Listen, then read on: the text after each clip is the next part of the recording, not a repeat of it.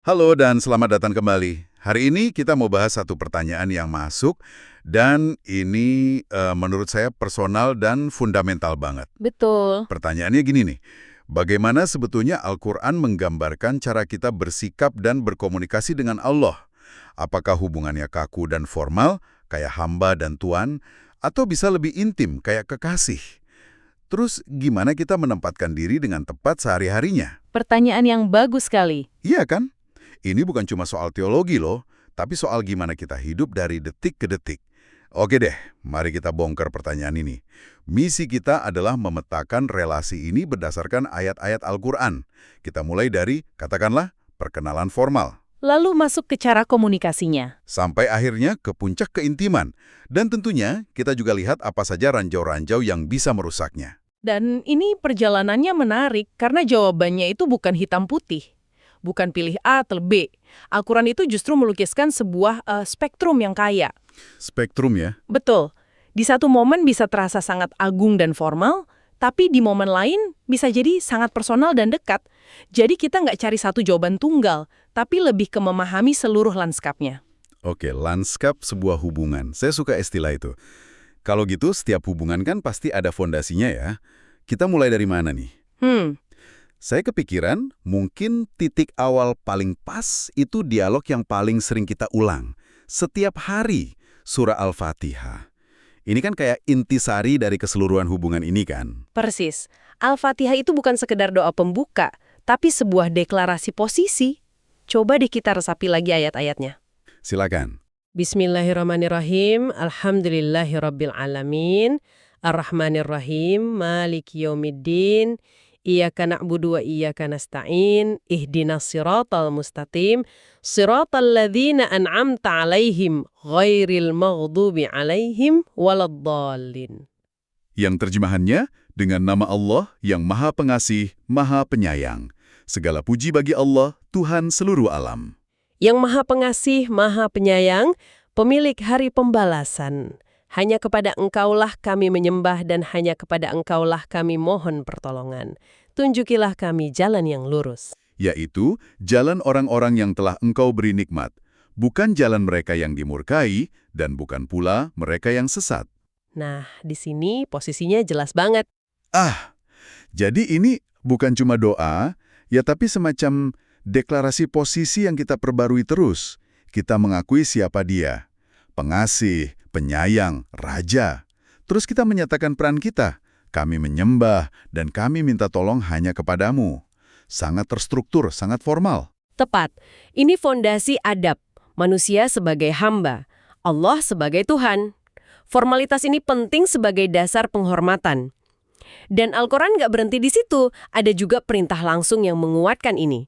Contohnya di surah Al-Baqarah ayat 21. Oke. Ya ayyuhan nasu u'budu rabbakumul ladzi khalaqakum walladzina min qablikum la'allakum tattaqun. Terjemahannya. Wahai manusia, sembahlah Tuhanmu yang telah menciptakan kamu dan orang-orang yang sebelum kamu agar kamu bertakwa. Nah, coba perhatikan ujung ayatnya. Tunggu dulu, ini menarik. La'allakum tattaqun, agar kamu bertakwa. Ini kayak membalik logika umum ya. Biasanya kan kita mikir ibadah itu untuk Tuhan. Betul. Tapi di sini Al-Quran justru menekankan kalau manfaat utamanya itu kembali ke kita. Kayak orang tua nyuruh anak bersihin kamar. Iya, kamarnya jadi bersih. Tapi kan yang belajar disiplin itu si anak. Analogi yang pas banget. Itulah intinya. Formalitas dan penyembahan ini bukan untuk kepentingan Tuhan. Dia sama sekali tidak butuh itu. Ini kerangka yang diberikan supaya kita, manusia, jadi versi diri yang lebih baik, lebih sadar. Itulah makna takwa. Jadi fondasi yang formal ini pun sebenarnya bentuk kasih sayangnya ya? Tepat sekali. Oke, jadi fondasi formalnya sudah terbangun, tujuannya pun buat kebaikan kita. Tapi sebuah hubungan kan nggak bisa hidup cuma dengan kontrak formal, harus ada komunikasi. Nah, Pertanyaannya, apakah kita cuma nunggu perintah atau kita diundang buat bicara? justru diundang secara terang-terangan. Al-Quran itu penuh dengan undangan untuk berdialog. Dan undangannya serius banget. Saya jadi teringat surah Ghafir, ayat 60.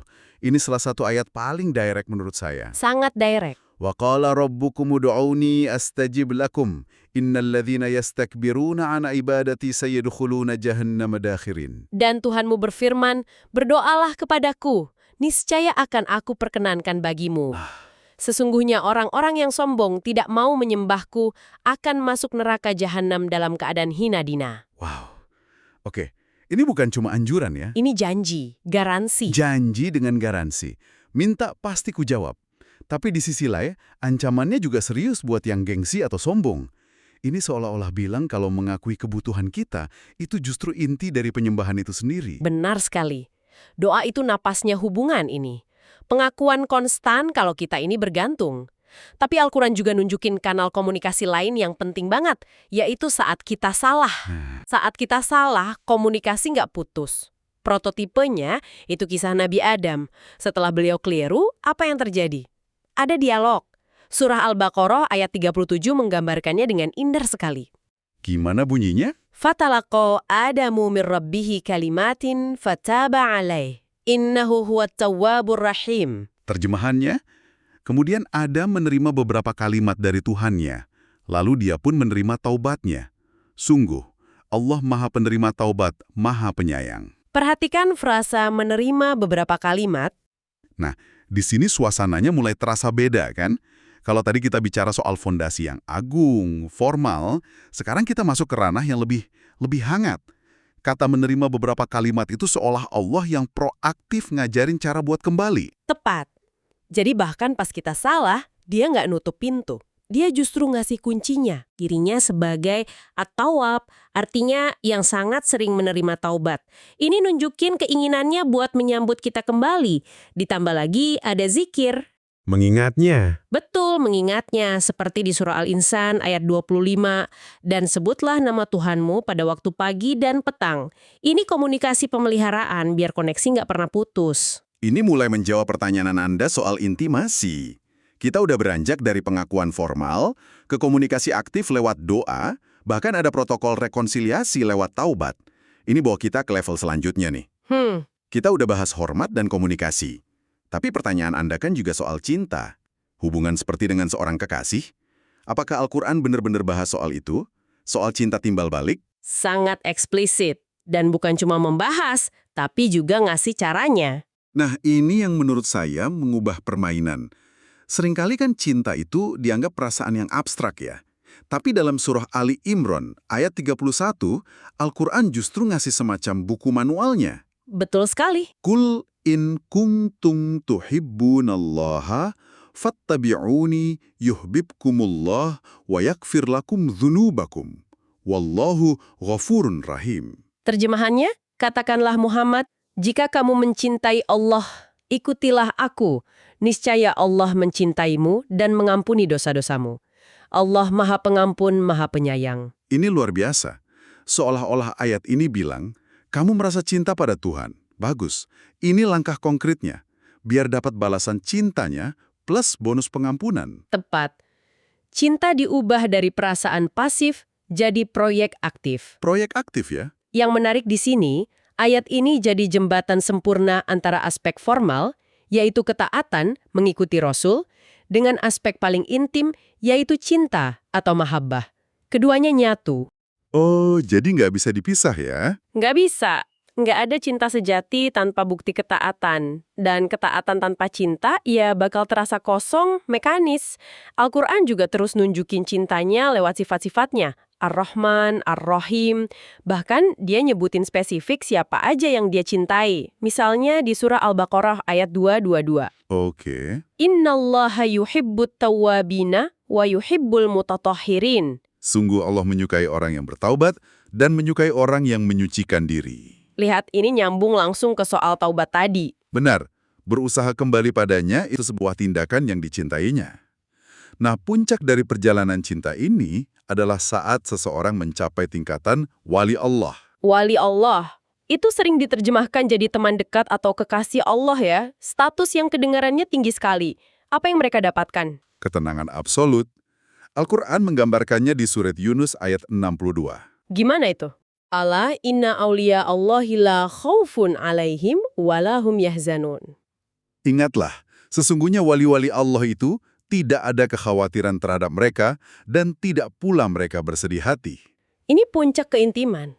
Saat hubungan itu begitu kuat, rasa takut akan masa depan dan sedih akan masa lalu itu terhapus.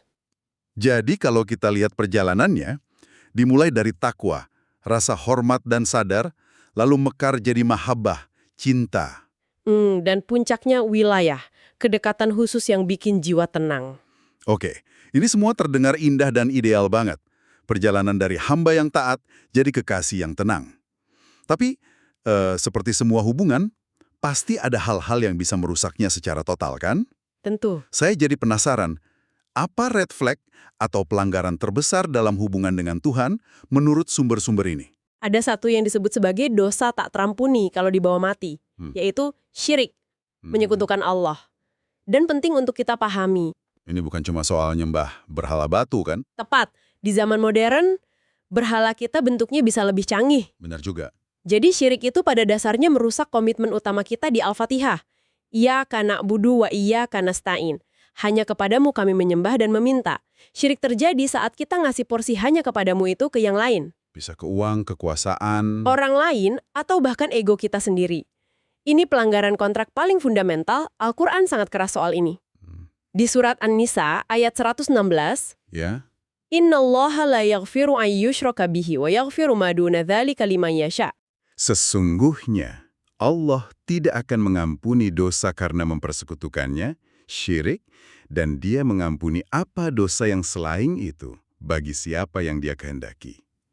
Wow, ini menunjukkan betapa seriusnya pelanggaran ini. Sangat serius. Selain syirik, ada juga perilaku lain yang merusak koneksi, seperti kesombongan atau lupa diri. Lupa diri, ya? Ya, Al-Quran menggambarkannya dengan analogi yang sangat nusuk di surah Al-Isra, ayat 67. Bagaimana itu? وَإِذَا مَسَّكُمُ الضُّرُّ فِي الْبَحْرِ ضَلَّ مَنْ تَدْعُونَ إِلَّا إِيَّاهُ فَلَمَّا نَجَّاكُمْ إِلَى الْبَرِّ أَعْرَضْتُمْ وَكَانَ الْإِنسَانُ كَفُورًا. Terjemahannya? Dan apabila kamu ditimpa bahaya di lautan, niscaya hilanglah siapa yang kamu seru kecuali Dia. Tetapi manakala Dia telah menyelamatkan kamu ke daratan, kamu berpaling. Dan manusia itu adalah selalu tidak berterima kasih. Nah, Aduh. ayat ini rasanya personal banget ya. Ini sindrom doa di tengah badai. Betul. Saat kita butuh pertolongan, kita ingat Tuhan. Tapi begitu selamat, nyaman, kita lupa. Kesalahan fatalnya adalah kita lupa posisi kita sebagai hamba yang akan selalu butuh. Dan ada satu lagi yang sangat relevan. Ria atau pamer dalam beribadah. Ibadah dengan mentalitas influencer. Persis. Fokusnya bukan koneksi dengan Tuhan, tapi engagement dari manusia lain. Al-Quran memperingatkan bahwa Tuhan tidak tertarik dengan ibadah yang tujuannya untuk likes and shares dari publik. Surah An-Nisa ayat 142 menggambarkan kaum munafik sebagai orang yang beribadah hanya untuk dilihat manusia dan Mereka tidak mengingat Allah kecuali sedikit sekali. Ibadahnya ada, tapi rohnya kosong. tepat. Baik, kita sudah memetakan perjalanan ini. Jadi kembali ke pertanyaan awal Anda. Hubungan dengan Tuhan, formal atau intim? Jawabannya adalah, Keduanya, ya? ini sebuah tarian dinamis. Sebuah perjalanan. Dimulai dari adab, hormat, pengakuan posisi sebagai hamba. Itu fondasi yang kokoh. Harus ada. Di atas fondasi itu, kita bangun komunikasi tulus lewat doa dan taubat. Yang kalau ikhlas, bisa berbuah jadi cinta timbal balik. Mahabbah. Dan kedekatan yang menenangkan. Wilayah. Semuanya terangkum dalam deklarasi total di Surah Al-An'am ayat 162. Kul inna solati wa nusuki wa mahyaya wa mamati lillahi rabbil alamin. Katakanlah, sesungguhnya solatku, ibadahku, hidupku, dan matiku hanyalah untuk Allah, Tuhan seluruh alam. Semua aspek hidup kita pada akhirnya persembahan untuknya. Sebagai penutup, saya ingin meninggalkan satu pemikiran terakhir untuk Anda bawa pulang dan renungkan. Al-Quran menggambarkan momen puncak hubungan ini saat kita kembali padanya di surah Al-Fajr ayat 27-30. Oke. Panggilan ini ditujukan kepada jiwa yang tenang. Ya ayyatuhan nafsul mutmainnah, irji'i ila rabbiki radiyah mardiyah, fadkhuli fi ibadi wadkhuli jannati. Wahai jiwa yang tenang, kembalilah kepada Tuhanmu dengan hati yang ridho dan diridhoinya. Maka masuklah ke dalam golongan hamba-hambaku, dan masuklah ke dalam sorgaku. Nah, pertanyaan untuk direnungkan adalah ini. Perhatikan frasa ridho dan diridhoi. Ini kan menyiratkan kepuasan dua arah ya. Rela dan dirila ya. Betul. Kita sering sekali fokus gimana caranya kita bisa ridho dengan takdir Tuhan. Tapi pertanyaan yang lebih dalam adalah bagaimana cara kita menjalani hidup sehari-hari, dalam ibadah kita, dalam akhlak kita, agar bukan cuma kita yang berharap ridhonya. Tapi dia pun ridho dan senang dengan kita sebagai hambanya. Tepat, bagaimana agar kita menjadi hamba yang diridhoinya. Mungkin itu bisa mengubah cara kita memandang setiap pilihan yang kita buat hari ini.